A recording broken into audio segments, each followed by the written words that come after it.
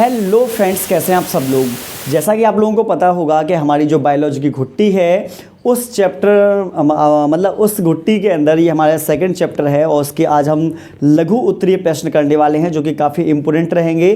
तो आप सब लोग क्वेश्चंस को अच्छे से समझना, क्योंकि ये प्रश्न वो है जो हाल ही में पेपर में पूछे जा रहे हैं और इनके आने की संभावना जिनकी है। तो वीडियो को आप अच्छे तरीके से देखना और जो मैं बातें आप लोगों को समझाऊं उनको अच्छे तरीके से समझना, क्योंकि पेपर में इसी टाइप के क्वेश्चंस पूछे जाते हैं। अगर आप वीडियो को ध्यान से देखोगे तो आप लोगों का भला होगा, आपको अच्छे तरीके से समझ में अच्छी आएंगी और आपका पेपर भी अच्छा होगा। तो सबसे पहले बात कर लेते हैं, पहले नंबर का क्वेश्चन है हमारा, उल्ब वेदन एक घातक लिंग निर्धारण प्रक्रिया है।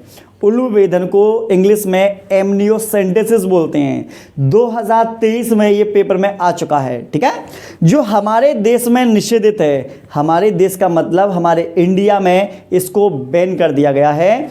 क्या यह आवश्यक होना चाहिए, ये हमारा आज का प्रश्न है, जो कि काफ़ी इंटरेस्टिंग होगा और क्योंकि इस प्रश्न के अंदर कुछ खास बात है वो मैं आप लोगों को बताऊँगा। पहले इसकी थ्योरी को देख लेते हैं। देखो थ्योरी क्या कह रही है, हम इसकी वो देखते हैं। थ्योरी में कहा जा रहा है हम लोगों से, एक मिनट कहाँ गया, हाँ जी, थ्योरी में आप लोग देख पा रहे होंगे भारतवर्ष में, कहाँ पर, भारतवर्ष में ये निषेधित है। मतलब हमारे इंडिया में इस तकनीक को बंद कर रखा है, क्योंकि ऐसी जांच प्राय भ्रूण के लिंग ज्ञात करने के लिए की जाती है। भ्रूण के लिंग का मतलब है कि इस जांच के द्वारा ये पता चल जाता है कि उत्पन्न होने वाली संतान लड़का है या लड़की है, इससे ये पता चलता है, इसलिए इस पर रोक लगाई गई है। ऐसी जांच के बाद प्राय कन्या भ्रूण हत्या कर दी जाती है। जब कोई व्यक्ति ये जांच करा लेता है तो इस जांच के बाद ये पता चल जाता है कि उत्पन्न होने वाली संतान लड़का होगा या लड़की होगा, और जब लड़की होती है तो बहुत से लोग गर्भ के अंदर ही लड़कियों को क्या करते हैं, डिस्ट्रॉय करवा देते हैं, जिसे गर्भपात कहा जाता है या एमटीपी कहा जाता है, ठीक है। और एमटीपी पर भी भारत सरकार ने 1971 में रोक लगा दी है, लेकिन फिर भी बहुत से ऐसे डॉक्टर हैं जो इन कामों को ज़्यादा पैसा लेकर कर लेते हैं। तो मुझे नहीं लगता ये बिल्कुल सही है, ऐसा नहीं करना चाहिए, ठीक है। क्योंकि आपको पता होगा अगर मादा भ्रूण ज़्यादा हत्या होंगी तो लड़कियों की संख्या हमारे देश में कम हो जाएगी। इसके लिए एमटीपी का सहारा लिया जाता है। एमटीपी को मेडिकल टर्मिनेशन ऑफ प्रेगनेंसी कहा जाता है, ठीक है। इसी को गर्भपात बोलते हैं, जो डॉक्टरों के द्वारा किया जाएगा। इसे किसी भी प्रकार से उचित नहीं ठहराया जा सकता और कानूनी तौर पर भी ये पूर्णतः प्रतिबंधित है। मतलब ऊपर से ऑर्डर आ चुके हैं कि इस तरीके की कोई भी एमटीपी नहीं करेगा, कोई जांच नहीं करेगा। अगर जांच करता हुआ कोई भी व्यक्ति पकड़ा जाता है तो आपको बताएं, अगर आप सरकार की हेल्प करते हैं, मतलब उनको बताते हैं कि इस हॉस्पिटल में इस तरीके का अगर कोई काम हो भी रहा है तो आपको बता दें, आपको इनाम भी दिया जाएगा और उस व्यक्ति का जो लाइसेंस है उसके लाइसेंस को रद्द कर दिया जाएगा। तो आई थिंक आपको समझ में आ गया होगा। इससे देश में नर एवं मादा का लिंग अनुपात भी बिगड़ता है। लिंग अनुपात का मतलब आप समझ चुके होंगे कि 1000 लड़कों पर कितनी लड़कियां हैं।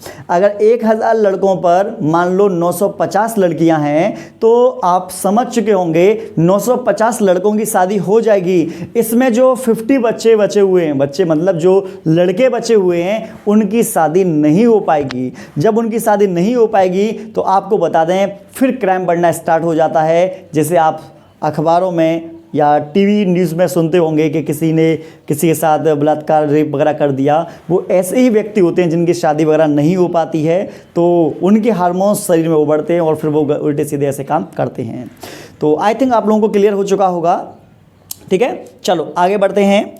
अब बात करते हैं हम, ये प्रश्न काफ़ी इंटरेस्टिंग है और इस प्रश्न के माध्यम से आपके 3 नंबर मिलते हैं और इसमें आपके शॉर्ट और very short question plus objective question भी इस क्वेश्चन से बन जाते हैं। वृषण तथा अंडाशय के कार्यों का वर्णन कीजिए, इसमें आपको ये बताना है।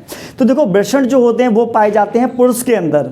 मैं पुरुष हूँ तो मेरे अंदर वृषण पाए जाएंगे। वृषण 2 होते हैं जो उदर गुहा के बाहर लटके रहते हैं, और बाहर ये इसलिए लटके रहते हैं क्योंकि इन्हें बॉडी के टेम्परेचर से कुछ कम टेम्परेचर की ज़रूरत पड़ती है, क्योंकि इन्हें शुक्राणुओं को मेरे शरीर के अंदर बनाना होता है। तो आपको बता दें, पहला काम है वृषण में जनन कोशिकाओं से शुक्र जनन द्वारा शुक्राणु का निर्माण करना। अगर आपसे कोई पूछे कि बताइए शुक्राणु का निर्माण कहाँ होता है, तो आपका जवाब होगा वृषण के अंदर। दूसरे नंबर का पॉइंट है हमारा, वृषण के अंदर एक विशेष प्रकार की सेल्स मिलती हैं, उस सेल्स को सर्टोली कोशिका कहा जाता है। और सर्टोली कोशिका का काम होता है शुक्रजन नलिकाओं को, शुक्राणुओं को पोषण देना। ठीक है, उसके साथ साथ में हमारी तीसरे नंबर की जो सेल है, उस सेल को हम बोलते हैं लीडिंग सेल। क्या बोलेंगे? Leading cell. और ये आपका वेरी शॉर्ट क्वेश्चन में एक बार पेपर में पूछा भी जा चुका है। तो लीडिंग सेल से, कोशिका से एंड्रोजन हार्मोन जो होता है वो रिलीज होता है, और एंड्रोजन हार्मोन के अंदर ही टेस्टोस्टेरोन आता है। और टेस्टोस्टेरोन हार्मोन का काम होता है लड़कों के अंदर जनन अंगों को विकसित करना, आवाज़ लड़कों की भारी करना। लड़कों में ये आपको हल्की हल्की सी दाढ़ी दिखाई दे रही है, हल्की हल्की सी मूंछ दिखाई दूंगी, लड़कों में दाढ़ी मूंछ का निकलना, उसके साथ साथ में स्पर्म को बनाने में हेल्प करना, ये सभी कुछ ऐसे काम हैं जो लड़कों के अंदर ये टेस्टोस्टेरोन हार्मोन करता है। आई थिंक आप लोगों को समझ में आ गया होगा। 3 पॉइंट हैं। पहला, शुक्राणु बनाना, सर्टोली कोशिका जो होगी वो पोषण देने का काम करेगी, और लीडिंग कोशिका से एंड्रोजन निकलेगा। तो ये तो था लड़कों में। अब बात करते हैं हम लड़कियों की। तो आपको पता होगा लड़कियों के अंदर पाए जाते हैं अंडाशय, और अंडाशय को हम बोलते हैं ओवरी। क्या बोलते हैं? ओवरी बोलते हैं। और ये ओवरीज जो होती हैं, इनकी संख्या 2 होती है। कितनी होगी? इनकी संख्या 2 होती है। एक बात पर आप ध्यान देना, अंडाशय के अंदर ही अंड जनन द्वारा अंडाणु का निर्माण होता है। किसका निर्माण होगा? अंडाणु का। और जिस समय अंडाणु बनता है, मतलब रिलीज होता है, वो उस समय द्वितीयक oocyte अवस्था में होता है। और द्वितीयक oocyte अवस्था में 23 गुणसूत्र होते हैं। ये बोर्ड एग्जाम में एक बार पेपर में पूछा जा चुका ऑब्जेक्टिव में, इसलिए मैंने आप लोगों को बता दिया। दूसरे नंबर का पॉइंट कि अंडाशय के अंदर पाई जाती हैं ग्राफियन पुटिका। ग्राफियन पुटिका से एस्ट्रोजन हार्मोन रिलीज किया जाता है, और एस्ट्रोजन हार्मोन के कारण ही लड़कियों की त्वचा कोमल होती है। लड़कियों के शारीरिक विकास, जैसे स्तनों का विकास होना, जैसे हिप्स का विकास होना, उसके साथ साथ में लड़कियों में MC चक्र का आना, और लड़कियों में आवाज़ का सुरीलापन, ठीक है, और मादा जनतंत्र का विकास होना, ये सभी एस्ट्रोजन हार्मोन के द्वारा किए जाते हैं। तीसरा पॉइंट है जो काफ़ी इंपॉर्टेंट पॉइंट है, अंडाशय में बनी अस्थायी रचना, परमानेंट नहीं अपरमानेंट है। अपरमानेंट का मतलब समझिए अस्थायी रचना। Corpus luteum, corpus luteum English का शब्द है, इसको हिंदी में पीतपिंड बोला जाता है। से प्रोजेस्टेरोन हार्मोन निकलता है। क्या निकलेगा? प्रोजेस्टेरोन हार्मोन निकलता है, जो गर्भाशय में निषेचित अंडाणु को स्थापित करने का काम करता है। तो इस तरीके से आप लोगों ने देखा कि अंडाशय के मुख्य 3 काम हैं: अंडाणु को रिलीज करना, ग्राफियन पुटिका से एस्ट्रोजन को निकालना, और पीतपिंड से प्रोजेस्टेरोन हार्मोन को निकालना, और निषेचित अंडाणु को ये गर्भाशय में स्थापित करने का काम करता है। तो ये 2 प्रश्न मैं आप लोगों को करा चुका हूं जो मोस्ट इंपोर्टेंट थे। आइए अगले प्रश्न की तरफ हम बढ़ते हैं। अगला हमारा प्रश्न है तीसरा प्रश्न। देखो, एक प्रश्न के बाद आप गैप लेना चाहो तो गैप ले सकते हो, ठीक है ना, क्योंकि आपको बताना है ये प्रश्न इंपोर्टेंट है, मुझे भी पता है, आपको भी पता है। एक एक प्रश्न को अच्छे से समझो। कोई चीज़ नहीं समझ में आ पाई तो वीडियो को दोबारा देख लीजिए। फिर भी समझ में ना आ पाए तो आप हमारे टेलीग्राम से जुड़ सकते हैं, और टेलीग्राम पे आप अपना जो भी प्रॉब्लम है उसे बता सकते हैं, हम उसका सॉल्यूशन और बता देंगे, ठीक है। पुरुष की सहायक नलिकाओं एवं ग्रंथियों का प्रमुख कार्य क्या होता है, आज हम इस प्रश्न में ये जानने वाले हैं। तो पहला है सहायक नलिकाओं का काम है, ये वृषण से शुक्राणु को मूत्र मार्ग द्वारा बाहर निकालने का काम करती है। तो शुक्राणु बाहर निकलेंगे, और बाहर निकलेंगे तो जो रास्ता होगा, जो नलिकाएं होंगी, उन्हीं नलिकाओं को हम सहायक नलिका बोल देंगे। ये शुक्राणुओं का संग्रह व परिपक्न है। संग्रह का मतलब इस जगह पर ये इकट्ठे होते हैं, और यहाँ पर इनका विकास भी होता है, ठीक है। चलो, ये तो आप बात आ गई नलिकाओं की। अब बात करते हैं हम किसकी? अब बात करते हैं सहायक ग्रंथियों की। किसकी बात करेंगे? सहायक ग्रंथियों की। प्रोस्टेट का तरल दूधिया गाढ़ा चिपचिपा क्षारीय होता है, जो हल्के तरल में स्थापित स्थापित होता है, सॉरी हल्के तरल में सिट्रिक अम्ल होता है, कैल्शियम फास्फोरस वगैरह ये सभी चीज़ें पाई जाती हैं। नेक्स्ट नंबर पर है काउपर ग्रंथि। कौन सी ग्रंथि है? काउपर ग्रंथि चिपचिपा तरल स्रावित करती है जो मैथुन के समय चिकनापन प्रदान करती है। मैथुन का मतलब होता है सेक्स। जिस समय सेक्स करते हैं तो उस समय लड़के के पेनिस से तो हल्का सा चिपचिपा सा तरल पदार्थ स्रावित होता है जो पेनिस को योनि के अंदर जाने में आसानी प्रदान करता है, मतलब चिकनापन प्रदान करता है। तीसरा पॉइंट है शुक्राणु का तरल वीर्य का शुक्राशय का तरल वीर्य का 60% बनाता है। इसमें फ्रक्टोस एक शर्करा होती है, शुक्राणु को फ्रक्टोस शर्करा द्वारा पोषण मिलता है जो स्पर्म को ऊर्जा देता है। क्या देगा? स्पर्म को ऊर्जा देने का काम करता है। ठीक है,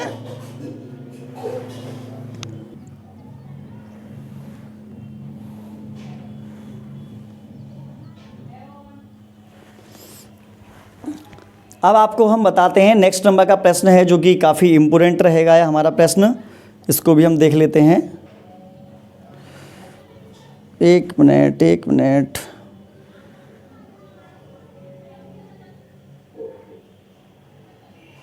हाँ जी, आगे आप देख पा रहे होंगे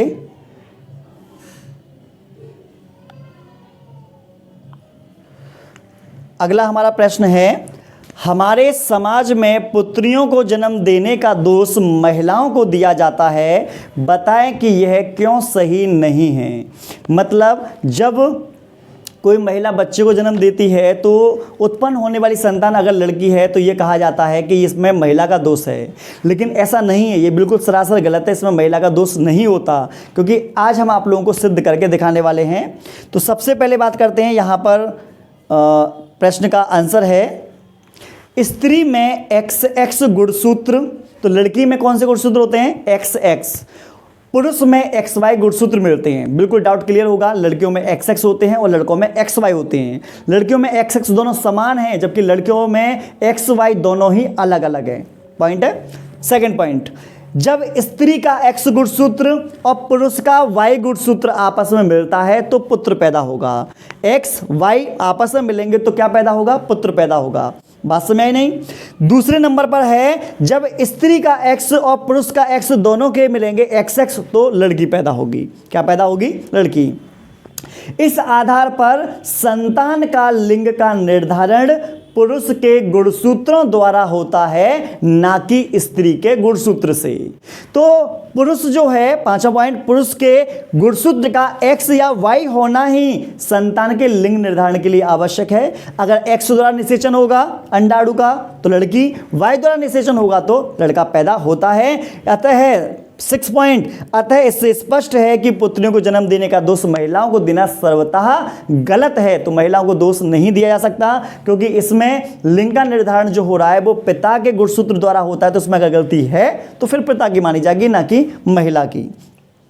नेक्स्ट नंबर का पॉइंट है, ये अगला प्रश्न है जो कि काफ़ी इंपोर्टेंट है, और इस प्रश्न के आधार पर ही एक मूवी बनी थी ओ माय गॉड, जो अक्षय कुमार की थी, सेक्स एजुकेशन के ऊपर। और यही हमसे कहा जा रहा है, क्या विद्यालयों में यौन शिक्षा आवश्यक है? यदि हाँ तो क्यों? ये आज हमारा प्रश्न है। इस प्रश्न का जवाब सिर्फ और सिर्फ कहाँ जा रहे हैं आपको ही देना होगा इसका जवाब। आप कुछ भी काम कर रहे सही, चाहे आप बर्तन धो रहे हो, कपड़े सुखा रहे हो, कुछ भी काम कर रहे हो, लेकिन इसका अपने मन में, दिमाग में जरूर रखना कि आखिरकार शिक्षा आवश्यक है। कौन सी शिक्षा की बात कर रहा हूं मैं? यौन शिक्षा की बात कर रहा हूं, सेक्स एजुकेशन की बात कर रहा हूं। ये क्यों आवश्यक है, इसके ऊपर हम विचार करेंगे। तो आप कहेंगे विद्यालय में यौन शिक्षा अति आवश्यक है, मोस्ट इंपोर्टेंट है, क्योंकि इससे छात्रों को किशोरावस्था संबंधी परिवर्तनों व समस्याओं से निदान की सही जानकारी प्राप्त होगी। आपको हम बता दें, इसमें आपको बताएं जैसे जैसे बच्चा बड़ा होता है तो उसके अंदर कुछ बदलाव आते हैं, जैसे स्तनों का विकास, जैसे हिप्स, मतलब कि आपको पता होगा उसमें उभार का आ जाना, उसके साथ साथ में आपको पता आवाज़ का सुरीलापन होना, चेहरे पर मतलब पिंपल्स वगैरह निकल आना, ये सभी आपको हो सकता है हमारी बातों पर हंसी आ रही हो, लेकिन ये सभी बातें इसमें समझाई जाती हैं। तो आपको बता दें ये सभी परिवर्तन आते हैं जब तुम छोटे होते बड़े हो जाते हो तो शरीर में कुछ बदलाव आते हैं। ये बदलाव हमें ऑलरेडी पहले से पता होने चाहिए। सेकंड नंबर का पॉइंट है, इसके साथ इन्हें सुरक्षित यौन संबंध, मतलब तुम्हें सुरक्षित यौन संबंध बनाना कैसे है ये पता होना चाहिए। गर्भ निरोधकों का प्रयोग, मतलब तुम्हें कॉन्डोम का कैसे इस्तेमाल करना है, गर्भ निरोधक गोलियों का कैसे इस्तेमाल करना है, इन सभी बातों की जानकारी होनी चाहिए। यौन संचारित रोग, इसको सेक्सुअल ट्रांसमिटेड डिजीज बोलते हैं, जैसे एड्स बीमारी होती है कि ये बीमारियां फैलती कैसे हैं, इन सभी की जानकारी ऑलरेडी पहले से होना चाहिए। इनसे कैसे बचा जा सकता है इसकी जानकारी हमें पहले से होनी चाहिए। उनसे बचाव व निदान की जानकारी प्राप्त होती है, जिससे आने वाली पीढ़ी भावनात्मक व मानसिक रूप से समृद्ध होती हैं, जिससे हमारा देश और समाज दोनों क्या है, दोनों का विकास होता है। तो ये जानकारियां हर एक बच्चे को पता होनी चाहिए। और आपको बता दें यही कारण है कि एनसीईआरटी वालों ने खुद विचार करके बताया है कि पहली यूनिट इंडिया में आप कहीं पर भी हो, एनसीईआरटी बोर्ड हो या कोई सा बोर्ड हो, तो सेक्सुअल रिप्रोडक्शन सिस्टम वाला जो है वो स्टार्टिंग में चैप्टर्स दे रखे हैं, जिससे कि हर एक बच्चे को ये यौन शिक्षा के बारे में जानकारी हम प्रदान कर सकें। तो आपको बता दें आपके स्कूल में हो सकता है टीचर्स पढ़ाते हो या ना पढ़ाते हो वो हमें नहीं पता, लेकिन आपको ये जानकारी पता होना ज़रूरी है, क्योंकि ये जानकारी हमारे लिए ही तैयार की गई है। अगला है 6 वाला प्रश्न है हमारा, जनन स्वास्थ्य के उन पहलुओं को सुझाइए जिन पर आज के परिदृश्य में विशेष ध्यान देने की ज़रूरत है। तो वो कौन कौन से ऐसी बातें हैं जिन पर हम लोगों को ध्यान देने की ज़रूरत है। पहला, सुरक्षित व संतोषजनक जननिक स्वास्थ्य, सुरक्षित व संतोषजनक जननिक स्वास्थ्य, मतलब हमें इस बात को ध्यान देनी चाहिए। दूसरा, जनता को जनन संबंधी बातों के प्रति जागरूक करना, हमारा कर्तव्य बनता है कि हम लोगों को बता सकें कि जैसे आपको जनन से संबंधित जितनी भी बातें हैं हम आपको बता रहे हैं, आपको समझा रहे हैं, आप अपने दोस्तों को बताइए, दोस्तों की प्रॉब्लम को सॉल्व कीजिए। आपके मतलब कि घर परिवार में कोई छोटा भाई वगैरह है या कोई भी है, तो आप इन बातों को उनको भी बता सकते हैं। वैसे हमारे इंडिया में सेक्स एजुकेशन के ऊपर मतलब कि डायरेक्टली भाई बहन या माता पिता या पिता माता बेटे बराबर ये जितने भी लोग हैं जो आपस में ऐसी कोई ज़्यादा खास बात करते नहीं हैं, क्योंकि हमारे देश में ऐसा देखा गया है कि हम इस टॉपिक के ऊपर ज़्यादा डिटेल में बात हमारे अपने ना पिता से ना माता से हम कर नहीं पाते। ये वाली बात बिल्कुल फैक्ट है, ठीक है। अगला है विद्यालय में यौन शिक्षा प्रदान करना। तो देखो हर एक टीचर का कर्तव्य है कि अपने हर एक स्टूडेंट को जनन स्वास्थ्य के प्रति हर एक जानकारी जो आपकी एनसीईआरटी में दे रखी है उसको समझाना, उसको बताना। ये कोई गलत बात नहीं है। हो सकता है कि जो तुच्छ बुद्धि के जो ऐसे प्राणी हैं जो बोलेंगे सर मतलब कैसे शब्दों का इस्तेमाल कर रहे हैं, आपको बताऊं ये मैं कोई किसी शब्द का इस्तेमाल नहीं कर रहा, इन सभी शब्दों का इस्तेमाल हमारी एनसीईआरटी में किया गया है, मैं उन्हीं शब्दों का इस्तेमाल कर रहा हूं, बात समझ नहीं। तो आपको बता दें इसमें शर्माने वाली बात कोई नहीं है। आप बायोलॉजी के स्टूडेंट हैं, आपको ये सारी चीज़ें पता होनी चाहिए, क्योंकि आने वाले समय जब आप डॉक्टर भी बनेंगे ना तो वहाँ पर भी जब समस्या आएंगी तो समस्या का समाधान आप लोगों को ही करनी है। जब आपके पास कोई पेशेंट आएगा वो अपनी समस्या बताएगा तो उस टॉपिक पर आपने मान लो रिसर्च नहीं कर रखी है, पढ़ाई नहीं कर रखी, तो आपको प्रॉब्लम हो सकती है। तो इसलिए हमें हर एक बातों पर ध्यान देना है। अगला है जनसंख्या विस्फोट के दुष्परिणामों से अवगत कराना। आपको पता होगा अगर हम रेलवे स्टेशन पर जाते हैं तो वहाँ बहुत भीड़ मिलती है, बस स्टैंड पर भीड़ मिलती है, हॉस्पिटलों में भीड़ मिलती है, कोचिंग में भीड़ मिलती है, कॉलेजों में भीड़ मिलती है, रोड पर भीड़ मिलती है, हमें हर जगह पर भीड़ मिलती है। क्यों? क्योंकि जनसंख्या बहुत ज़्यादा बढ़ चुकी है हमारे इंडिया की। तो जनसंख्या ज़्यादा और बढ़ेगी तो उसके बहुत सारे दुष्परिणाम आ सकते हैं, बेरोजगारी हो सकती है, महामारी वगैरह बढ़ सकती हैं, भूखमरी बढ़ सकती है। तो ये समस्या है, तो ये हमें पता होनी चाहिए, ठीक है। अगला है गर्भपात। गर्भपात मतलब बच्चा गिराना, गर्भ निरोधक गर्भ को रोकना, आवर्त चक्र मतलब एमसी चक्र का आना, बांझपन मतलब बच्चे का कोई महिला जब बच्चे को जन्म नहीं दे पाती तो उसको हम बांझ महिला बोल देते हैं, इसे वो बांझपन कहा जाता है। एसटीडी सेक्सुअल ट्रांसमिटेड डिजीज कहा जाता है। इन सभी समस्याओं को हम क्या काम करेंगे, समझाएंगे। तो ये आप लोगों को समझ में आ गया होगा। अरे ये गिर गया था नीचे। अगला है मादा भ्रूण हत्या के लिए उलूबेदन का दुरुपयोग।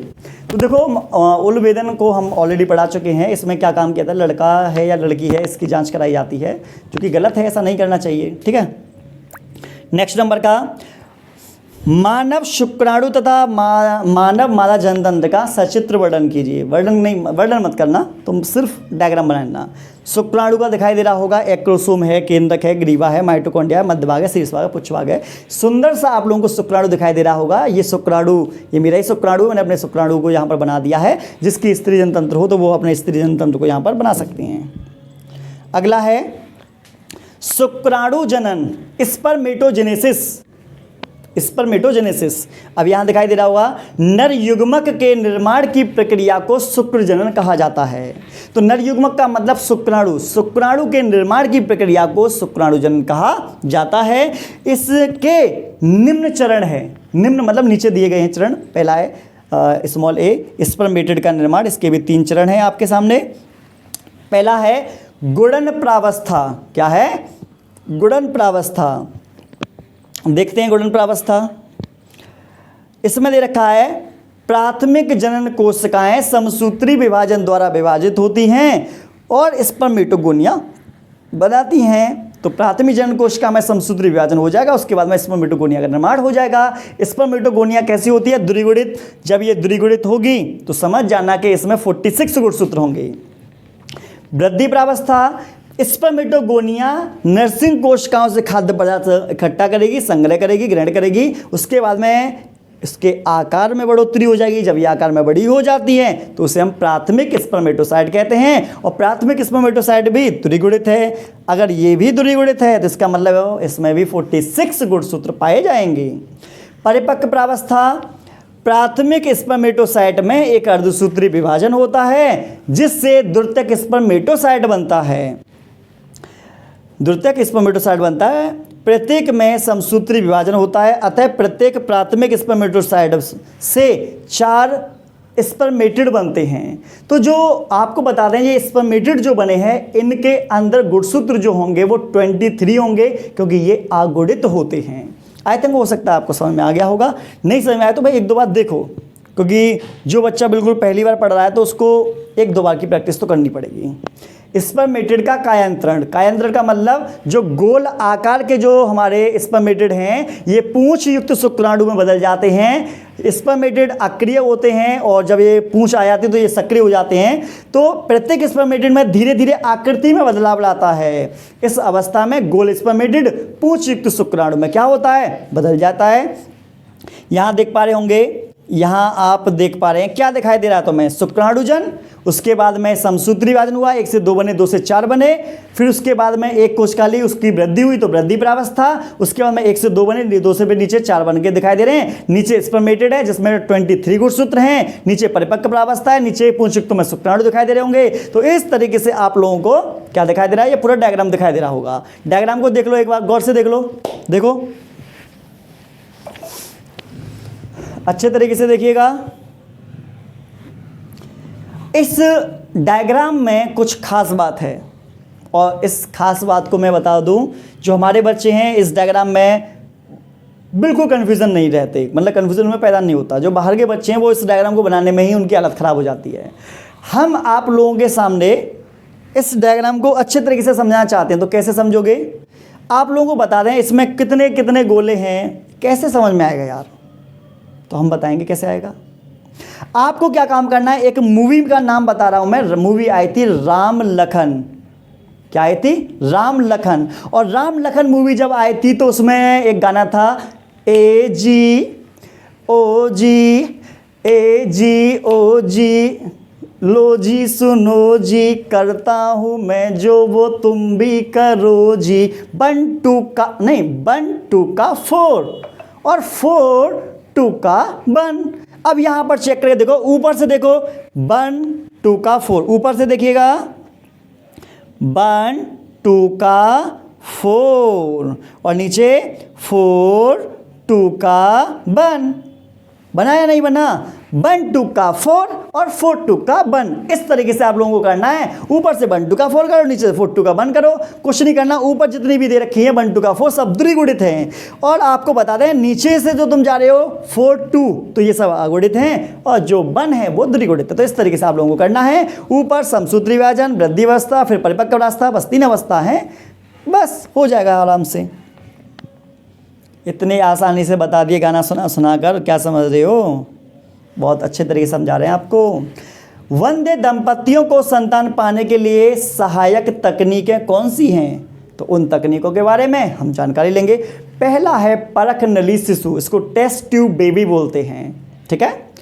इसमें शुक्राणु व अंडाणु का इन विट्रो में निषेचन कराया जाता है, मतलब परख नली के अंदर निषेचन कराया जाता है। शुक्राणु लिया परख नली में, अंडाणु लिया, वहाँ पर हमने दोनों का निषेचन करा दिया। इसके बाद भ्रूण को सामान्य स्त्री के गर्भाशय में डाल देते हैं। कहाँ डाल दिया? गर्भाशय में डाल दिया। स्त्री का गर्भकाल जब पूरा हो जाता है तो ये बच्चा सामान्य शिशु के रूप में जन्म लेता है। जिस बच्चे ने जन्म लिया है उसी को हम परख नली शिशु या टेस्ट ट्यूब बेबी बोल देते हैं। क्यों बोलते हैं टेस्ट ट्यूब बेबी? क्यों बोलते हैं? क्योंकि इसका जो निषेचन हुआ था वो टेस्ट ट्यूब के अंदर हुआ था, समझ में आया। और लुई ब्राउन करके ऐसे एक लड़की थी जिसका सबसे पहले निर्माण हुआ था, मतलब परख नली शिशु जो पैदा हुआ था वो सबसे पहले एक लड़की पैदा हुई थी। अगला है GIFT। इस विधि का प्रयोग उन महिलाओं में किया जाता है जो लंबे समय से वंध्य हैं, मतलब जो लंबे समय से बच्चे को जन्म नहीं दे पा रही हैं। इसमें लेप्रोस्कोपी की सहायता से फैलोपियन नलिका के एम्पुला में शुक्राणु व अंडाणु का निषेचन कराया जाता है। तो आपको बता दें जो गैमेट है, गैमेट को मादा के अंदर डालकर फैलोपियन नलिका का एम्पुला वाला पार्ट होता है जहाँ पर अंड का निषेचन होता है, तो उस जगह पर निषेचन कराते हैं। जब निषेचन हो जाता है तो जायगोट बन जाएगा। जायगोट धीरे धीरे मॉड्यूला में, उसके बाद में ब्लास्टुला में, उसके बाद में वो गर्भाशय में जुड़ जाएगा। गर्भाशय में जुड़ने के बाद 9 महीने तक उसका विकास होगा। 9 महीने तक विकास होने के बाद में सामान्य शिशु के रूप में जन्म देगा, बस। तो ये सभी वो तकनीकें हैं। ऐसी महिलाएं जिनको बच्चे नहीं हो रहे हैं, जो बांझ महिलाएं हैं, उन महिलाओं में इन तकनीकों का इस्तेमाल किया जाता है। अगले नंबर पर है ICSI। इसमें शुक्राणुओं को प्रत्यक्ष ही अंडाणु में भेज दिया जाता है। जैसे मान लो किसी के शुक्राणु ऐसे हैं जो अंडाणु के अंदर प्रवेश नहीं कर पा रहे, तो जैसे मान लो ये क्या है, अंडाणु है, ये गोल अंडाणु है, ये शुक्राणु है। तो शुक्राणु है और मैंने शुक्राणु को क्या कर लिया, इंजेक्शन भर लिया। अब शुक्राणु को इंजेक्शन भर के डायरेक्ट अंडाणु के अंदर भेज दूंगा, ठीक है। तो इसमें शुक्राणु को प्रत्यक्ष ही अंडाणु में भेज दिया जाता है। इसके बाद युग्मनज को स्त्री के गर्भाशय में स्थापित कर दिया जाता है। ICSI की फुल फॉर्म होती है इंट्रासाइटोप्लाज्मिक स्पर्म इंजेक्शन, ये इसकी फुल फॉर्म है, ठीक है। चलो अगली बात है चौथे नंबर की AI। ये AI है आर्टिफिशियल इंसेमिनेशन। तो ऐसे जितने इसका प्रयोग उन पुरुषों पर किया जाता है जिसमें शुक्राणुओं की कमी है। इसमें पुरुष के वीर्य को एकत्रित करके स्त्री की योनि में स्थापित कर दिया जाता है। मतलब ऐसे बहुत से पुरुष हो सकते हैं जिनके शरीर के अंदर शुक्राणु की कमी है, तो उनके शुक्राणु को मतलब वीर्य को लेकर एकत्रित करके मादा की योनि के अंदर डाल देते हैं। इसको आर्टिफिशियल इंसेमिनेशन कहते हैं। और इस तकनीक का इस्तेमाल तुमने शायद, अगर आप वैसे कोई गांव का है तो तुमने देखा होगा, गाय को या भैंस को प्रेग्नेंट करने के लिए जो डॉक्टर्स लोग होते हैं वो क्या काम होते हैं, द्रव नाइट्रोजन में एक परखनली सी बड़ी सिरिंज जो होती है उसको रखते हैं। वो उसके अंदर वीर्य होता है, जैसे मान लो कोई सांड वगैरह है या भैंसा वगैरह, उसका वीर्य को उसमें रख लेते हैं, निकालते हैं, मादा की गाय भैंस की योनि के अंदर उसको डाल देते हैं और हो जाता काम, ठीक है। चलो लास्ट प्रश्न है भैया, लास्ट प्रश्न है शुक्रिय प्रदप सेमिनल प्लाज्मा के प्रमुख संघटक क्या हैं? बहुत इंपोर्टेंट है ये टॉपिक इंपोर्टेंट इसलिए क्योंकि ये नर से संबंधित है, ठीक है। तो लड़के नोटिस करें, ठीक है, मतलब कैमरामैन तो ये कैमरामैन फोकस करो इस प्रश्न के ऊपर। अधिवृषण शुक्रवाहक और शुक्राशय प्रोस्टेट व काउपर ग्रंथि, ये सभी कंबाइंड रूप से के स्राव शुक्राणु को गतिशील बनाए रखने और उन्हें परिपक्व बनाने में सहायक होते हैं। तो ये कुछ नलिकाएं हैं, इसमें प्रोस्टेट ग्रंथि, काउपर ग्रंथि, शुक्राशय हैं। इनसे तरल निकलता है। जब कोई पुरुष किसी महिला के साथ लैंगिक संबंध बनाता है तो तुमने देखा व्हाइट कलर का तरल पदार्थ बाहर निकलता है, सीमन निकलता है, वीर्य निकलता है, ठीक है। इन्हें सामूहिक रूप से सुक्रिय प्रदप कहते हैं, मतलब कि ग्रंथियों के द्वारा जो तरल पदार्थ निकलता है उनको सुक्रिय प्रदप कहते हैं। इसमें फ्रक्टोज होता है अच्छी मात्रा में, फ्रक्टोज जो होता है वो शुक्राणु को पोषण देता है। कैल्शियम होता है अच्छी मात्रा में, व एंजाइम भी इसके अंदर भरपूर मात्रा में पाए जाते हैं। और आपको बता दें ये सिर्फ तरल है, सिर्फ तरल है। जब इस तरल के अंदर वृषण द्वारा बनाए गए शुक्राणु और आ जाते हैं तब निर्माण होता है वीर्य का। तो ग्रंथियों के द्वारा जो तरल पदार्थ स्रावित होता है उसको सिर्फ और सिर्फ हम क्या कहते हैं, उसको कहेंगे शुक्रिय प्रदप। शुक्रिय प्रदप में जब शुक्राणु भी आ जाते हैं तो बन जाता है वीर्य या सीमन। तो इस तरीके से हमने आप लोगों को 10 शॉर्ट क्वेश्चंस करा दिए जो पेपर में 3-3 नंबर के पूछे जाते हैं। आई थिंक आप लोगों को समझ में आ चुका होगा। अगर आपको फिर भी कोई भी डाउट है तो आप हमसे कांटेक्ट कर सकते हैं बेझिझक, कोई दिक्कत वाली बात नहीं है। उसके साथ साथ में हमारे यूट्यूब चैनल पर आप जा सकते हैं, वहाँ पर देख सकते हैं कि हमने आप लोगों के लिए बहुत ही अच्छा कंटेंट तैयार कर रखा है। बहुत सारी प्लेलिस्ट बना रखी हैं। चाहे आप बायोलॉजी के टॉपर बनने चाहते हैं तो 0 to टॉपर देख सकते हैं, क्लास 12th का टॉपर बैच देख सकते हैं, बायोलॉजी के शॉर्ट नोट्स दे सकते हैं, बायोलॉजी के इंपॉर्टेंट टेस्ट, मॉडल पेपर मैंने सब कुछ डाल रखा है। तो आपने अगर नहीं देखा तो आप जाइए और देखना।